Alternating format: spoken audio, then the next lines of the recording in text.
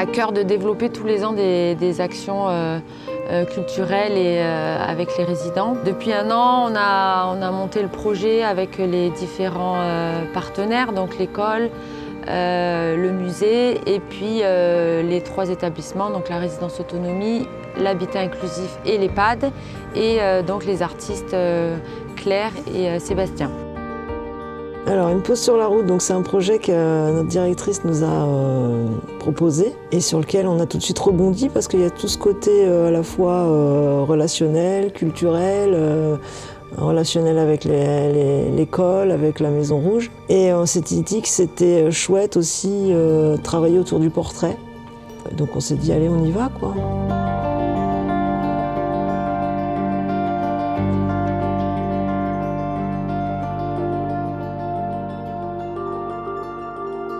Il y a le premier contact qui s'est fait aussi à la Maison Rouge, le musée. Le fait de mettre en contact les enfants avec les résidents de Soubeyran était très porteur de sens et que le musée pouvait être là pour faire le pont entre eux et pour qu'une narration commence entre eux et le questionnement. Et là, on est vraiment dans un des rôles fondamentaux des musées, je trouve. Nous avons accueilli les résidents qui étaient en petits groupes, ils étaient 5 à 6 maximum, avec une vingtaine de scolaires de Saint-Jean-du-Gard.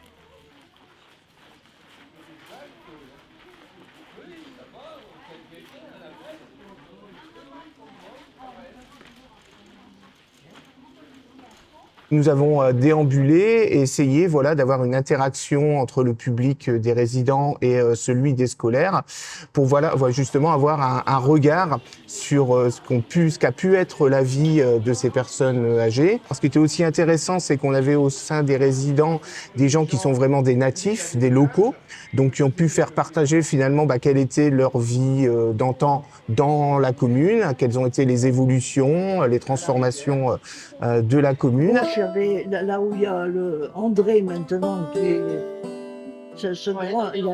c'était pour la diligence.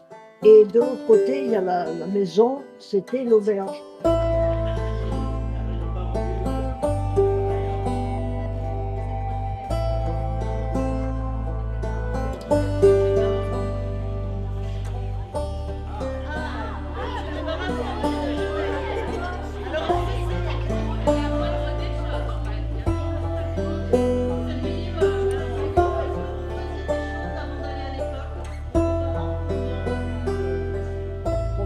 Était là et montrait des choses qu'il fallait faire parce que la Bible était en bas, on était encore étudiants.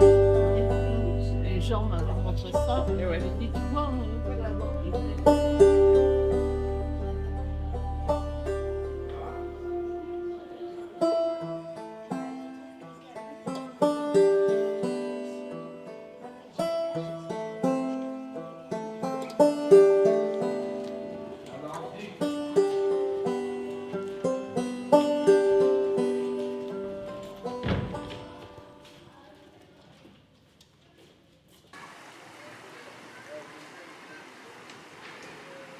À la base, moi j'ai fait une école d'art. C'est vrai que j'ai toujours été vraiment en empathie avec les personnes âgées. J'ai toujours adoré les observer et voir comment leur visage raconte leur histoire. Et parce que c'est un paysage visage qui a vieilli dans le temps, et ben avec le médium du dessin, ça ouvrait des portes à une intimité. Et c'est ça qui m'a donné envie d'en faire un vrai projet. Moi, je vais commencer le portrait. Du coup, Jean, pendant 1 heure, vous allez discuter avec Seb. Et pour moi, vous allez poser pour le portrait. Et sur ce projet, donc je fais avec Claire, je fais du son. Et l'idée, c'est d'arriver à mettre du son sur des portraits qui sont peints par Claire. Accompagner les portraits par une bande son qui va être faite avec les personnes qui ont été peintes, quoi. Du coup, vous étiez à Valenciennes avec votre mari ? Non, à Valenciennes, moi je suis née en 1929. Il faut que ce son en fait fasse la transition entre un EHPAD et un musée. Et pour ça, on utilise des objets. Portrait numéro 13, Jean. Cette machine servait pour frapper les châtaignes. Et quand les châtaignes sortaient de la machine, ça sent bon. Une odeur vraiment alléchante que vous avez envie de croquer. Un pétard de sordi, un petit coup de rosé, là. Vous vous régalez, vous êtes aux anges. Elle, après, on l'a donnée au musée. Donc normalement, elle devrait y être. C'est juste à côté. Et oui, ah bah oui, vous ne pouvez pas dire, mais c'est juste à côté. En fait, le portrait dure à peu près 1 heure ou 1 heure et demie. Et pendant tout ce temps-là, ce que j'aime, c'est le processus, la construction du portrait. Donc je commence au crayon, j'observe vraiment la personne, et puis elle commence à parler, donc ça me donne encore plus de son histoire et de sa personnalité. Et puis après, je vais me perdre avec les couleurs.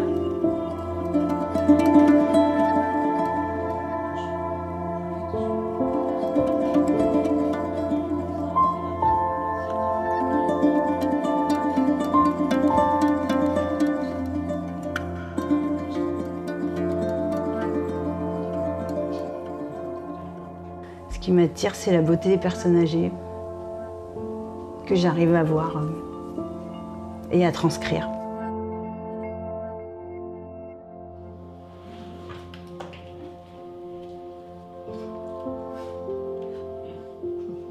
Ça va. Ben dis donc. Chapeau. Oui, chapeau. J'aime aussi travailler avec les enfants, j'aime beaucoup les peintures des enfants, l'aspect naïf et direct. Et j'avais vraiment envie de mettre en lien l'enfance et la vieillesse par le biais du portrait.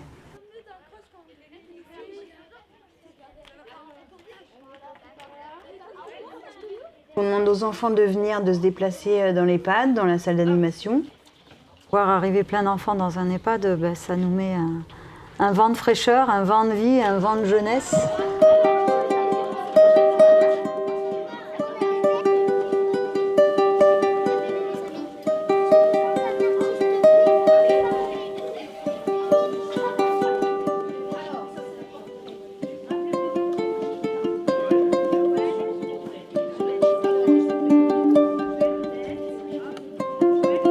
On va commencer par dessiner un visage. Donc ce qu'on va faire sur la feuille de brouillon, c'est juste des petites bases du visage. Où est-ce qu'on place les yeux, où est-ce qu'on place le nez, les oreilles, les cheveux, le menton, ok? Voilà, donc moi je vous donne des bases, mais après, l'essentiel, ça sera d'observer vraiment, de regarder les visages de nos modèles. Comme si vous deviez recopier quelque chose au tableau. Donc de regarder le modèle, après votre papier, le modèle, le papier. Et pour l'instant, on va juste commencer par un brouillon. Et puis après, je vous donne la grande feuille, puis on fait la peinture. Alors, la forme du visage. Donc, regardez bien votre modèle. Ok. Et après, vous pouvez aussi laisser la couleur du papier à certains endroits. Parce que c'est vrai que cette couleur...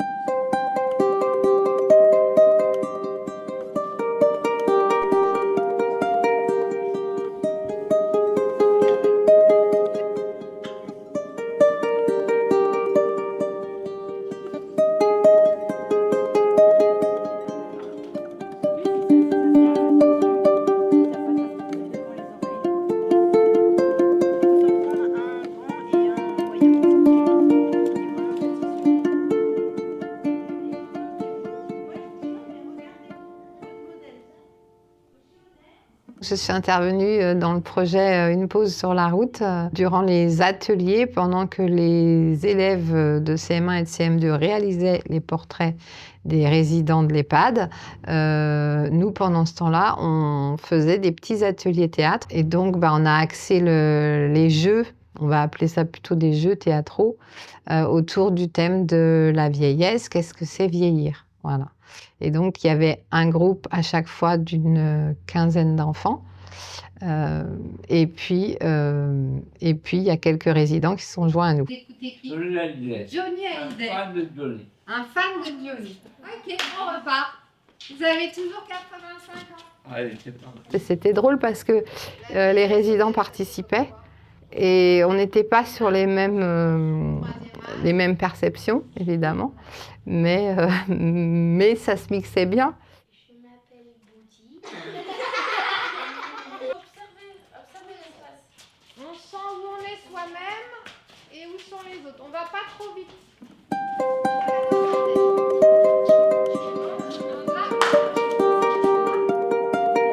Alors, mademoiselle.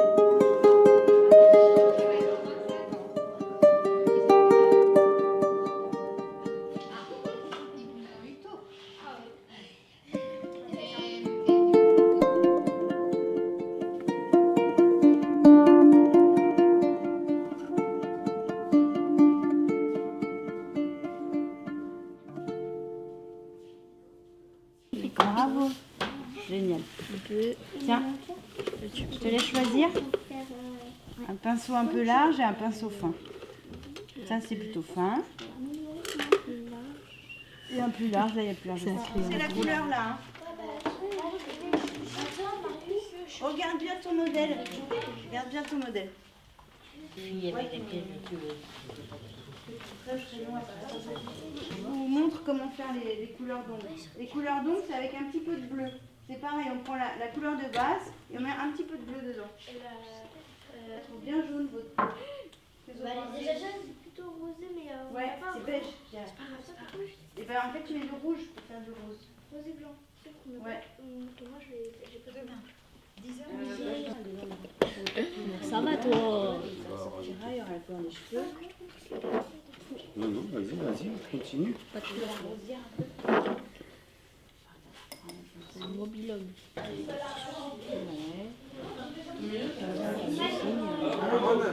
Et c'est peut-être parce que c'est rapide que ça ressemble plus aussi. Magnifique. Et celui-là, il faut que tu l'arranges un peu.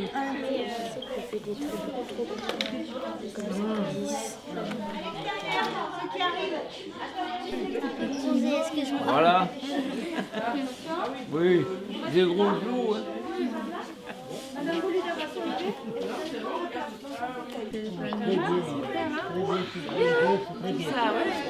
C'est quasiment le dernier. Enlève pas trop. C'est un peu trop dur. C'est quand même un projet qui dénote de ce qu'on fait habituellement en EHPAD. On fait des jeux de société, on fait des ateliers peinture, on fait des ateliers kinétifs, etc. Mais là, on est sur un projet artistique et culturel. Et pour les résidents, enfin, c'est un projet qui bouge beaucoup de choses. Ouais. Voilà, ils sont vraiment mis en valeur.